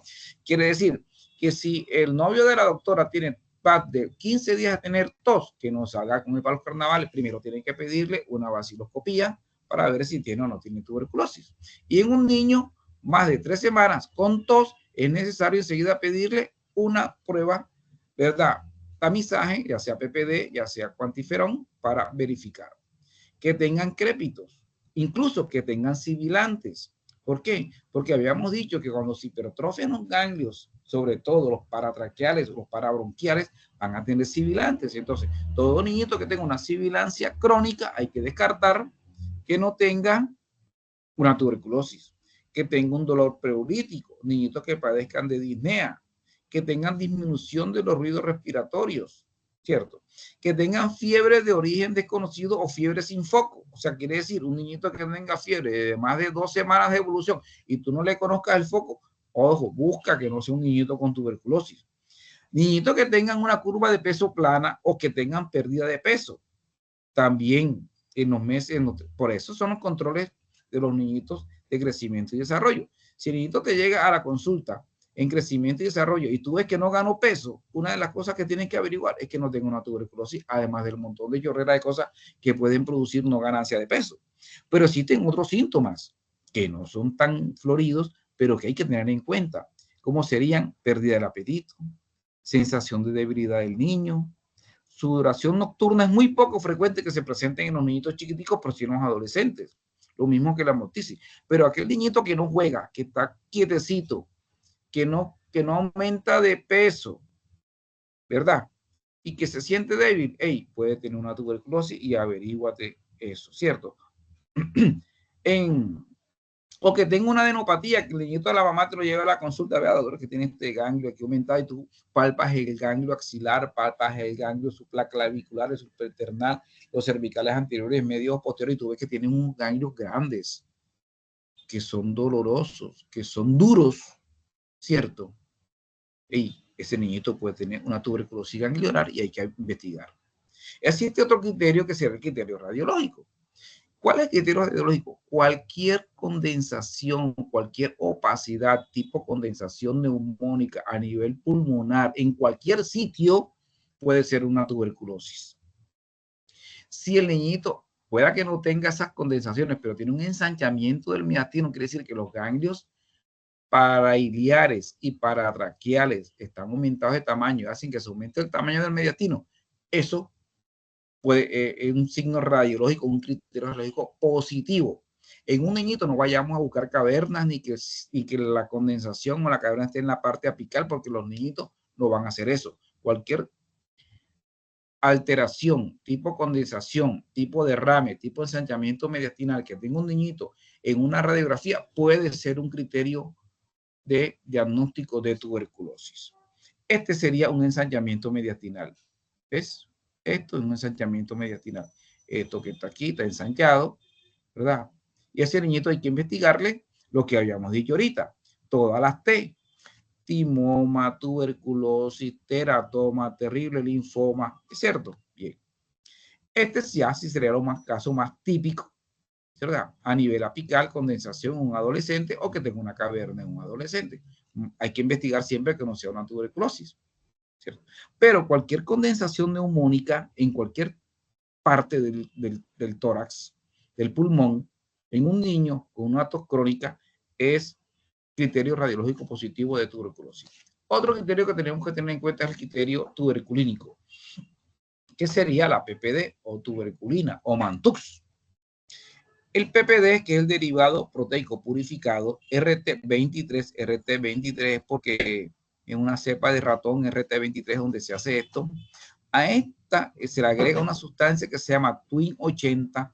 ¿Para qué sirve el Twin 80? Para estabilizar, ¿verdad?, la proteína y no se desnaturalice. Y se le pueda poner al paciente. ¿Cuánto de la PPD se le pone al paciente? Se le ponen 2 unidades, o sea, 0,1 centímetro por vía intradérmica, o sea, en la parte anterior del antebrazo, ¿cierto? ¿Cómo se interpreta? Menor de 5 negativa, entre 5 y 9 dudosa, mayor de 10 positiva, y todo paciente que tenga un factor de riesgo de los que vimos anteriormente y que tenga, ¿verdad?, entre 5 y 9 ya no es negativa, sino que se considera positiva. Ya no es dudosa, sino que se considera positiva. En otras palabras, toda PPD entre 5 y 9 con factores de riesgo se considera positiva.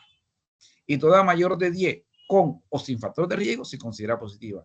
Y toda menor de 5 es negativa, a menos que hayan falsos positivos y falsos negativos, como acá en Colombia. Entonces, así es que se mide la PPD. Se mide la roncha con este reglita o con este aparatico, un microvernier. Se pone acá 0,1 milímetro. El bisel de la aguja tiene que ser hacia arriba. Una aguja calibre 24, tamaño de una arveja, perdón, de una lenteja. A las 3 días lo mides y ahí tú vas a decir cuánto mide y depende del tamaño y tú vas a interpretar la PPD, ¿cierto? Bien, ya esto lo habíamos dicho. De 5 a 9 se considera positiva cuando hay contactos, cuando es un VIH, cuando es una inmunosupresión, ¿cierto? O esto se llama conversión de PPD. Quiere decir, yo hoy me hago una PPD y esa PPD hoy me salió en 5 negativa, pero a los 2 meses vuelve y me hacen una PPD y está en 7, ya no es negativa, así sea que no tenga factor de riesgo. Incluso se considera criterio de tuberculosis latente. O que el niñito tenga un marasmo o un kwashiorkor. Ya ustedes hablaron de desnutriciones, ¿verdad? De malnutrición. ¿Sí o no? Hola. No hay nadie. Profe, no hemos hablado de eso. Ah, bueno, pues, bien, pues. Entonces, toda induración mayor de 10 se considera positiva, independientemente, ¿cierto? Bien, existe un fenómeno que se llama fenómeno booster. ¿Qué es el fenómeno booster? Fenómeno booster es aquellos niñitos que fueron infectados previamente por cualquier germen que no sea bacilo de la tuberculosis. Y tú le hiciste y le salió positivo, eso puede ser un booster. O que le hicieron una PPD en un tiempo muy corto, menos de 2 meses entre una y otra, puede dar positivo. Eso se llama efecto booster y no se considera una PPD positiva. Entonces, existen falsos negativos. ¿Cuáles serían los falsos negativos? Uno, están relacionados con la persona a quien se le practica la prueba, que serían infecciones, niñitos con infecciones virales, bacterianas o por hongos, niños que han sido vacunados con virus vivos recientemente, que tengan alteraciones metabólicas, alteraciones nutricionales, afectaciones de los órganos linfáticos, tratamiento farmacológico con inmunosupresores, edad o estrés. También pueden ser falsos negativos dependiendo de la tuberculina empleada, o sea, un almacenamiento inadecuado, diluciones inapropiadas, método de administración, mala práctica o mala lectura. Y existen falsos positivos. ¿Cuáles serían los falsos positivos? ¿Verdad? Antecedente reciente de una BCG. En vez de ponerle 2 unidades, le pusiste 20. Y en vez de medir la roncha, le mediste todo el eritema. Que tenga otra infección por tuberculosis por micobacteria que no sea tuberculosis. ¿Cuál es la otra enfermedad en Colombia que es endémica y que es producida por una micobacteria? Les pregunto. Cuénteme, ¿cuál? ¿Quién sabe? Bueno, nadie contesta, le voy a decir la lepra. Entonces, que no tenga una lepra, por ejemplo, o que sea sensible al diluyente. Entonces, existe otro criterio que sería el criterio epidemiológico. Se acepta como positivo cuando se demuestra un caso fuente de adulto o adolescente con enfermedad tuberculosa, ¿verdad? Y esto, criterio epidemiológico, ¿cierto? Se considera positivo cuando tú convives con un tuberculoso durante más de 4 horas, durante más de 4 días a la semana o durante más de 24 horas durante un día a la semana. Quiere decir que si tú convives con un tuberculoso, cumples con el criterio epidemiológico positivo. Existe otro criterio que se llama criterio histopatológico, que es que tú biopsias cualquier tejido, generalmente son ganglios, y si ese tejido, ¿verdad?, tiene necrosis de calcificación y se tiñe con Sil-Nielsen positivo, tú tienes enseguida criterio histopatológico positivo, y el criterio histopatológico por sí solo hace diagnóstico de estos criterios epidemiológicos, ¿verdad? Tuberculínico, radiológico y clínico. Si de esos 4 tienes 3, también haces un diagnóstico, pero es un diagnóstico clínico. ¿Quiénes hacen diagnósticos solitos? El histopatológico y el bacteriológico. El bacteriológico es demostrar que tú tienes el bacilo. Y para demostrar que tienes el bacilo, tienes que utilizar esto, un estudio que se llama, ¿verdad?, detección en reacción en cadena de polimerasa, ¿verdad?, para micobacterias de tuberculosis. Entonces, si tú al niñito le pides una detección en cadena de polimerasa para detección del bacilo de tuberculosis, lo puedes pedir en esputo, lo puedes pedir en orina, lo puedes pedir en sangre, lo puedes pedir en materias fecales. Si eso te sale positivo, tienes criterio bacteriológico positivo y ese niñito tiene diagnóstico de tuberculosis. En niños, en Colombia no está recomendado actualmente la baciloscopía seriada, sobre todo porque los niños no saben hacer baciloscopía de esputo.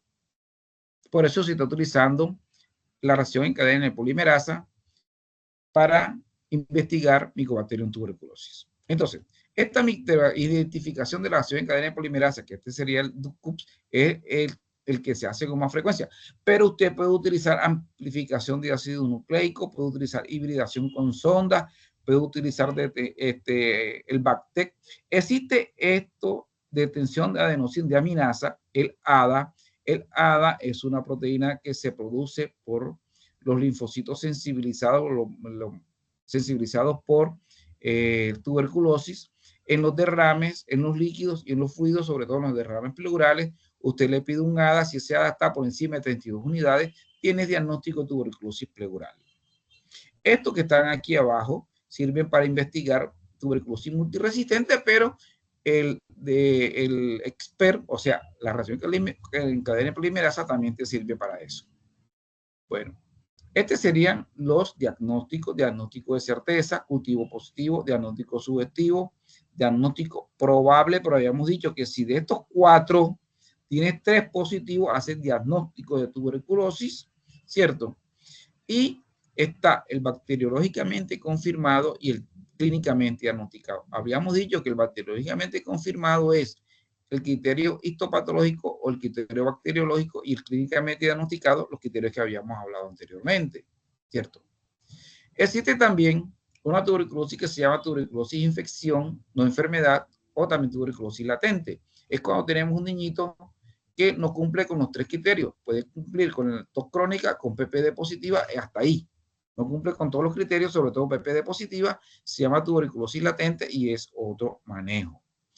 Este sería el tratamiento de la tuberculosis en Colombia. Hay un solo tratamiento que se llama el acortado y supervisado, en el cual usted le va a colocar al paciente las dosis, ¿verdad? Que serían la rifampicina, isoniazida, piracinamida y etambutol, que se vienen en una tableta o pueden venir por separados, y que dependiendo del peso, así le vas a dar el número de tabletas, que se da en una primera fase 2 meses o 56 dosis, seguido de una segunda fase 4 meses, 112 dosis, o sea que el tratamiento de la tuberculosis no complicada son de 6 meses. La segunda fase, que son 112 dosis, se da isoniazida y rifampicina y se da todos los días. La primera fase es isoniazida, rifampicina, piracinamida y etambutol y se da 3 veces por semana por 2 meses. Bien, este sería en niños mayores de 30 años, pero en niños mayores de 30 años cambian el número de dosis y todas las dosis que tenemos es lo mismo que está aquí: isoniazida 5 a 10 miligramos por kilo, rifampicina 10 a 20, piracinamida de 20 a 30 y el etambutol. Pero para resumir, en Colombia inventaron estas tablas porque hay sitios en Colombia donde no hay personal de la salud.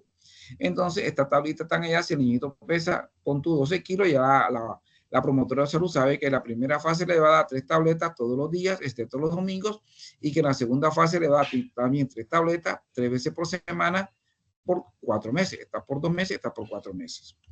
Cuando nosotros tenemos una tuberculosis resistente, ¿verdad? Puede ser monoresistente, multiresistente o resistencia expandida. Nosotros tenemos que agregarle unas medicaciones que se llaman medicaciones de segunda línea. Las que más se utilizan de segunda línea en Colombia serían el bedaquiline, este que está aquí, ¿cierto? La levofloxacina, ¿verdad? Y el de la Mamit. Estos son los que más se utilizan como droga en niños que tengan tuberculosis multiresistentes. Estos serían las interacciones farmacológicas del niñito con tuberculosis. ¿Ves? Todos tienen interacciones farmacológicas, todos tienen efectos colaterales o reacciones adversas que hay que tener en cuenta. Por ejemplo, que antes de iniciar el tratamiento de tuberculosis en un niño hay que pedirle pruebas de función hepática, hay que pedirle niveles de ácido úrico, hay que pedirle pruebas de campo visual y hay que pedirle una audiometría. ¿Por qué? Porque estas drogas son hepatotóxicas, hiperuricémicas, ototóxicas, afectaciones visuales y ototóxicas. Bien, ya habíamos hablado de las medicaciones de segunda elección. Se me había olvidado mencionar la rifabutina y la rifapentina, que también se pueden utilizar en segunda elección. ¿Cuándo utilizamos corticoides? Los corticoides los utilizamos en las adenopatías mediastinales con trastornos de la ventilación-perfusión, en las tuberculosis miliares y en las tuberculosis meningias o pericárdicas. ¿Qué corticoides usamos? La prednisona de 1 a 2 miligramos por kilo durante 4 a 8 semanas, ¿cierto? En cuanto a la tuberculosis infección o tuberculosis latente, es aquella, ¿verdad? Es cuando una persona está infectada con el Mycobacterium tuberculosis, pero no tiene tuberculosis activa, o sea, que no tiene enfermedad. Se llama tuberculosis latente o infección tuberculosis, se llama actualmente. Y el riesgo de que un niñito con tuberculosis latente pase a una tuberculosis enfermedad es del 10%. Quiere decir que desarrollen tuberculosis activa. Pero si el niñito tiene factores de riesgo, ese porcentaje va a aumentar mucho más. Entonces, ¿a cuáles personas le vamos a buscar infección tuberculosa, tuberculosis latente? Personas con VIH, menores de 5 años que tengan contacto con personas con tuberculosis, personas que vayan a comenzar el tratamiento con terapias biológicas o antifactor de necrosis tumoral, personas con enfermedad renal crónica, personas que se preparan para recibir trasplantes hepáticos, personas con silicosis, cualquier niño que antes de iniciar un tratamiento con drogas inmunosupresoras, cáncer o corticoides de alta dosis, tenemos que pedirle cuantiferón TB o tenemos que pedirle una PPD y los trabajadores de la salud. Otras comorbilidades en las que hay que investigar tuberculosis bastante cada vez que vayan a la consulta son pacientes con diabetes, pacientes que utilicen drogas endovenosas, pacientes que tengan cánceres sólidos, sobre todo aquellos que son diferentes a la cabeza y cuello, fumadores que fumen más de 10 paquetes al día, independientemente que sea cigarrillos electrónicos o cigarrillos normales, y que tengan un granuloma o con fiebre de origen desconocido. Bien, Entonces, el riesgo de que una tuberculosis, ¿verdad?, latente pase a tuberculosis activa va a depender. Si un niñito de 0 a 4 años tiene un 25% de posibilidades de que haga una tuberculosis. Si el paciente convive con VIH, tiene 21 veces posibilidades aumentadas de que tenga tuberculosis. Si es un trasplantado, tiene 15 veces posibilidades. O sea, ellas van aumentando de acuerdo a la comorbilidad que tú tengas. ¿Cómo hacemos el diagnóstico de tuberculosis latente? La podemos hacer por la prueba de tuberculina o la podemos hacer por el IGRA o lo podemos, bueno dicho, por medición del interferón gamma, que se hace por 2 métodos, por el IGRA o por el test POT. ¿Cuándo pedimos un IGRA o cuándo pedimos un test POT? En aquellos niñitos que sospechamos que tiene una PPD con un falso negativo, por ejemplo, pacientes inmunodeprimidos, ¿cierto?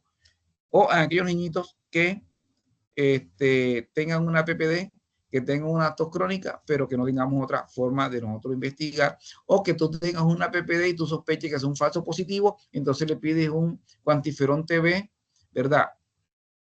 Bueno, un interferón gamma o un test POT. Este sería, bueno, esto está muy largo porque ya cómo se hacen esas pruebas, pero ¿qué determina? Comparado con la PPD y el interferón gamma. Hombre, que el interferón gamma no tiene efecto booster y que no tiene falsos negativos. Cuando te da positivo, quiere decir que estás ante una tuberculosis latente. Cuando tienes una tuberculosis latente en un niño, ¿verdad? Y tiene una radiografía de tórax normal, pero el niño es menor de 5 años, usted debe iniciar el tratamiento para tuberculosis latente. ¿Y cuál es el tratamiento para tuberculosis latente? Hay varios esquemas. El esquema que más se utiliza en Colombia es la isoniazida, que se da a 10 miligramos por kilo todos los días durante 6 a 9 meses. O puedes utilizar rifampicina, 15 miligramos por kilo por día durante 4 meses. O el que más me gusta a mí es isoniazida rifampicina. ¿Por qué? Porque lo utilizas por 3 meses y tú sabes que entre menos pastillas tome y menos días tome, más cumple el tratamiento. Pero si el paciente está conviviendo con un paciente con VIH, no le vayas a poner ninguno de estos 3. Tienes que poner este que dice rifapentina más isoniazida. Y ese se lo vas a poner una vez por semana por 3 meses. Y a los 3 meses tienes que hacerle una PPD, tienes que hacerle un cuantiferón TB, tienes que hacer una radiografía de tórax, ¿cierto? Y tienes que hacerle un ESPER, o sea, una reacción en cadena de polimerasa para descartar que no tenga una tuberculosis. ¿Tienen alguna pregunta? ¿Todo está clarito? Sí, Doc. Bueno, entonces, ahora cuando vengan las preguntas del quiz, que digo, del primer parcial, no me digan que no quedó clarito. Ya sabe, ya tiene mi correo. Y cualquier cosa me preguntan ahí y yo les respondo sin ningún problema. Claro que no te respondo enseguida porque yo soy lento para responder. Y sobre todo que mi WhatsApp se daña los fines de semana a partir de viernes a las 2 de la tarde. Bueno, hasta luego, que les vaya bien. Cualquier cosa me preguntan, ¿sí? Ah, Gracias, no se los doctor. olvide. Sí, Doc, muchas gracias. No se los olvide, no se los olvide. 45 B2 con carrera 14, viernes a partir de las 7 de la tarde, elevación de la Guapachosa, ¿viste? De la bandera guapachosa. Van a venir 4 orquestas y tenemos templete. Tienen que venir con camisa de carnaval, o si no, no los acepto. Hasta luego.